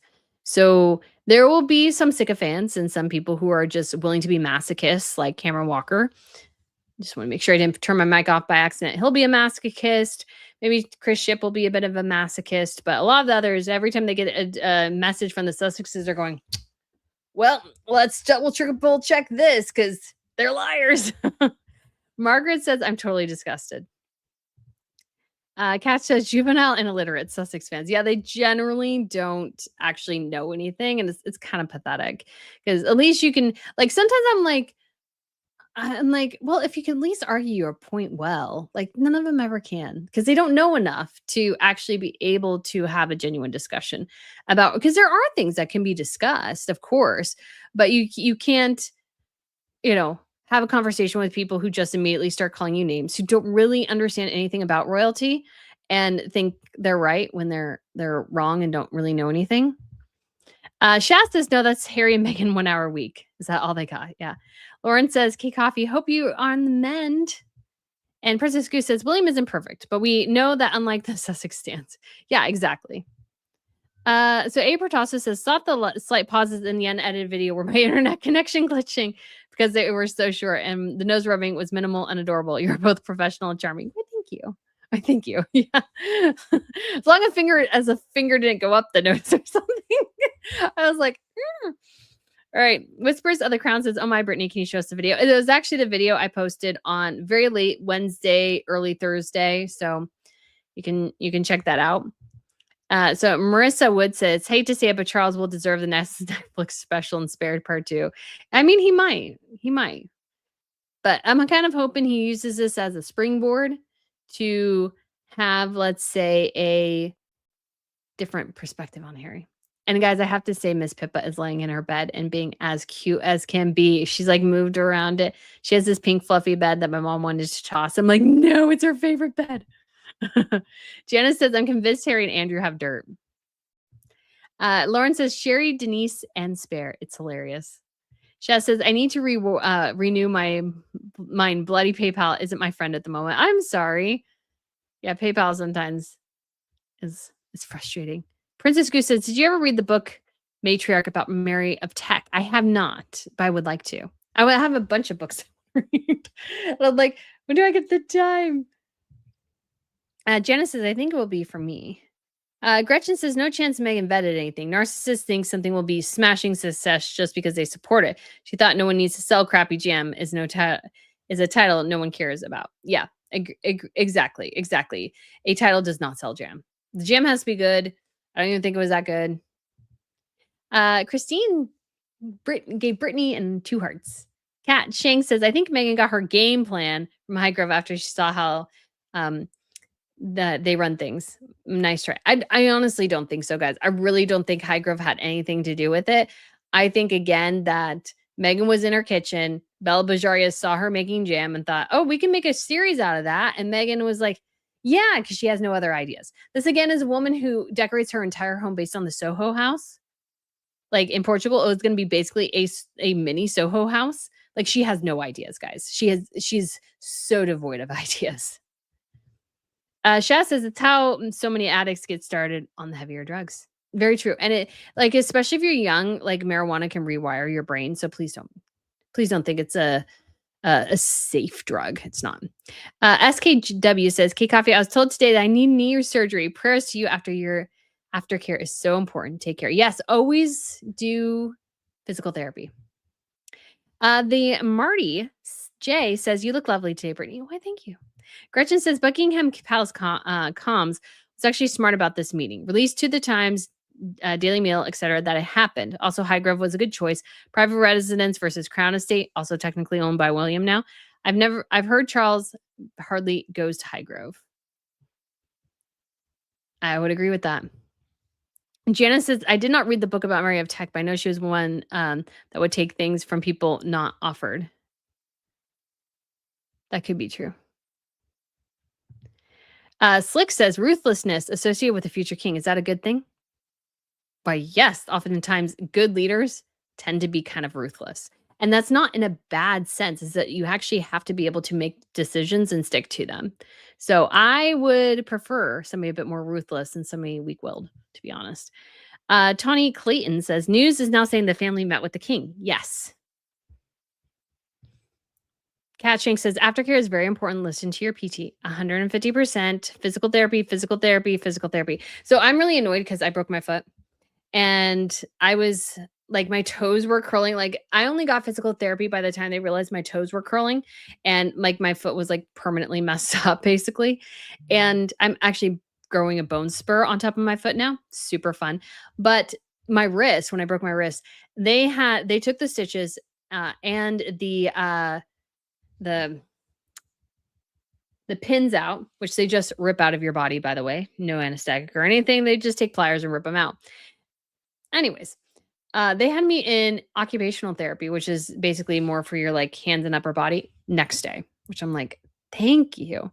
My wrist is so much better than my foot. J Mansell says, off topic, but do you have any tips on studying? I'm about to start a full-time degree. I'm now 33, haven't studied since I was 18.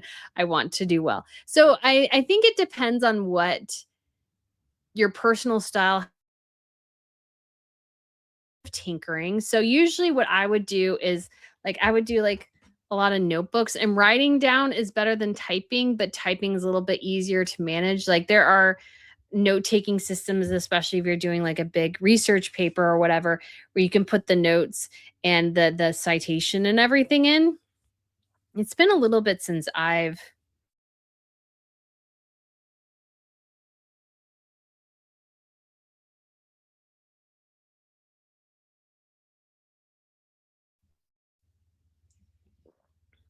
Sorry. So it's just about figuring out what works. You can do notebook, you can do like index cards is another good. I actually had a research project where I was going to use index cards and I kind of went and I was like, no, I'm going to maybe do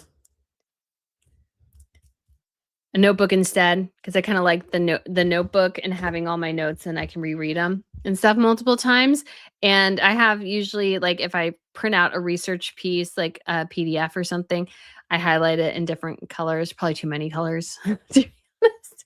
My papers. And I like having things I can write in the margins of. I think it's better for me if I can write like directly on the page. So I do like my Kindle Scribe, which I don't have here. But I do have a Kindle Scribe, so I can download. What I did when I was in grad school again, working on my PhD, is I would take the PDFs and send them to my Kindle, and so it would pull up the PDFs, and then I could read through the PDFs, and I could mark them as I needed to. But yeah, it's just like at least for me, depending on what you're studying, it's just like a lot of reading and a lot of note taking, and yeah, it's I don't know if I had the best system. I'm not one of those ones who has the best system, but I will say writing down is better for memory than typing. Now, typing, it's easier to define specific things, but it's better if you write. So, whatever writing system works for you is probably best because it just reinforces what you have read by writing. And that's what I do at church too. I've taken notes at church for 15, 20 years now. And I really like it. And number one, it keeps me focused because I have a little bit of ADD. So I can kind of get like distracted or I get finicky and stuff if I don't have something to do. So I enjoy taking notes. And honestly, the note taking parts, I don't even read my notes that much, but it just helps me remember. And sometimes for me, it's like I remember something and then I go back and have to find it in a book or something. And that takes some time. But I'm actually thinking about one of the first projects I want to do would actually be utilizing the notes I took for where you be utilizing the research I did for a paper. So I have to find that paper though. It's probably somewhere. It's somewhere. And find it and use it. And because I think it would be actually quite good because I'm hoping to start creating some more interesting things. Bella Dry Geese says, ooh, like that, Brittany. More history based relates to today. Bring it full circle. Marjorie, Kathleen says, Prince Harry has his own worst enemy through all this. So true. Lauren says, why didn't Sperry go through the Invictus train car dedication? I have no idea. He should have. No idea. I don't think it was on his schedule. I don't know why. I don't know why. Kat Shanks says, just be prepared for the media to slice this visit in so many ways, y'all. Yep. Elaine McKenzie says, Harry's married his brother's stalker. That's wild work. Lauren says, by the way, the train car should be a caboose. Gretchen says, I think Prince Harry will rule the day. He went to Rebecca English, Katie Nichol, and Charlotte Griffiths. I think at least of them will end up being his worst nightmare. Slick says, lying to your audience in an echo chamber is fascinating. It's not actually lies. That's part of the problem that the Sussex stands have. They're not actually lies. That's why people follow my channel because things turned out to be true. So Princess Goose says, and that's why people fall off the Sussex train is because of the lies, I think, and the gaslighting and the hypocrisy. A lot of people do tend to fall off. Princess Goose says, many Sussex fans started following the royal family when Meghan married into the family. So it's true that they don't know the topic. Very true. Aw. Spin Velocity says, can we get a peek of Miss Pippa? I wish, but she's sleeping. So she's like probably waiting for me. She's like, when is dinner coming? Because dinner should be around 5. And like, where are you? SKW says, Princess Goose, thank you so much. Kat Ching says, royal watchers are capable of being objective. This is about choosing sides. It's about choosing who's right. But again, I don't know if that should necessarily be within the media space as much.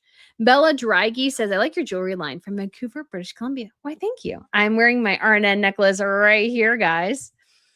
Whispers of the Crown says, I think it's actually embarrassing for Meghan to come back after Harry saying he won't bring them unless they apologize. Very true. Again, them going and seeing Charles is actually an act in some ways of desperation. It's not an act of success. I don't think Meghan would step foot in the UK again if she wasn't failing as miserably as she is.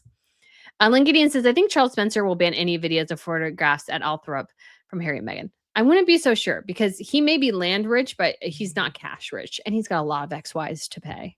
So, Jamie Scroggins says, I understand why he would want to see his grandchildren, but they will take this as a win against the palace. I'm sure the pictures will be out soon. There's no way she didn't sneak a camera in. Well, I mean, honestly, I think it would be kind of hard. So I just wouldn't put too strong of thought there, but we'll see. Maybe a picture will come out one way or another. Hopefully not though. Hopefully not. Janice says, I think I'm done with this is beyond the beyond.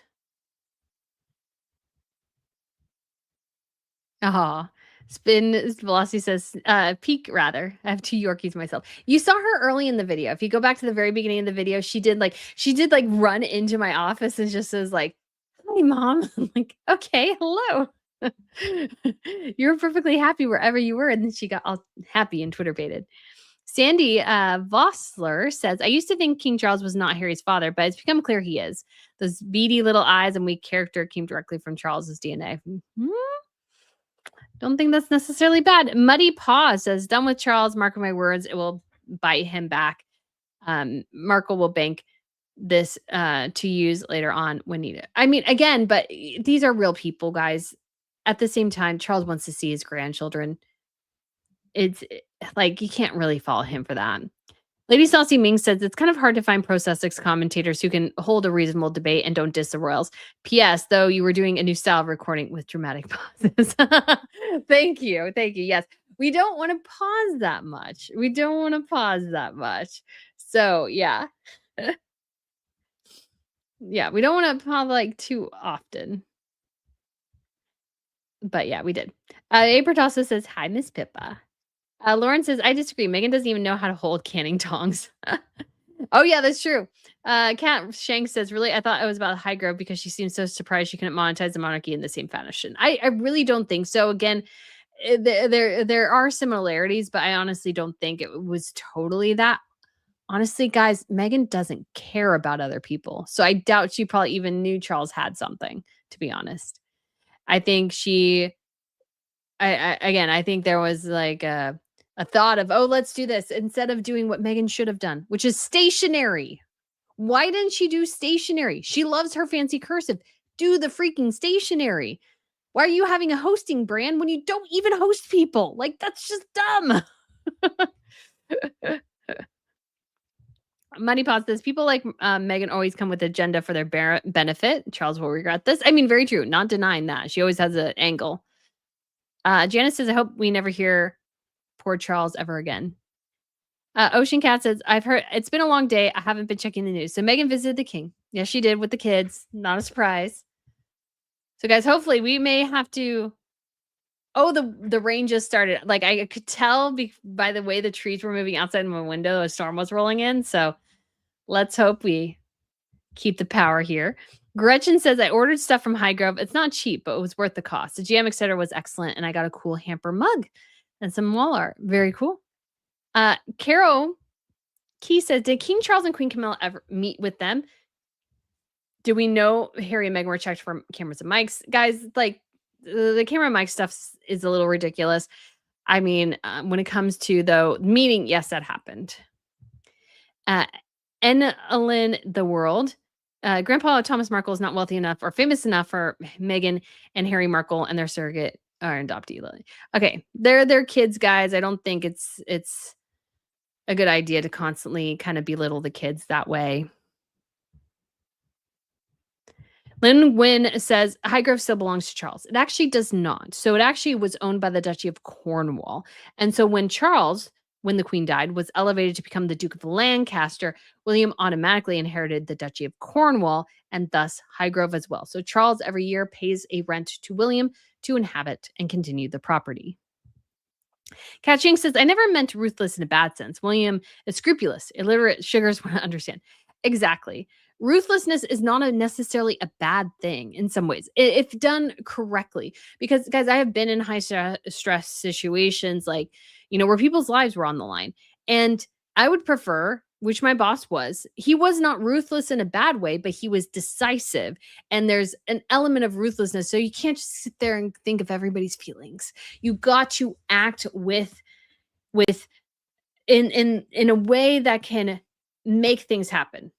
They kind of talk about this too. I like watching guys who talk about Hollywood. They kind of talk about this with Hollywood people too, because a lot of the guys who were, you could say, ruthless have been pushed out of Hollywood. And yes, people call them ruthless, and maybe in some way case it was a bad